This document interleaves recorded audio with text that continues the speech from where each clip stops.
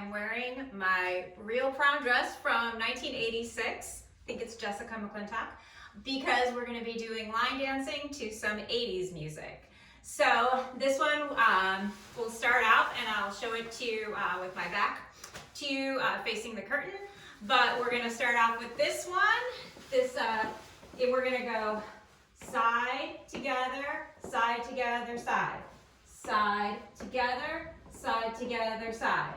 Front and back, and then we're going to do something called a skate, which is to skate 2, 3, 4, but we're going to be doing that turning to our left. So skate 2, 3, 4.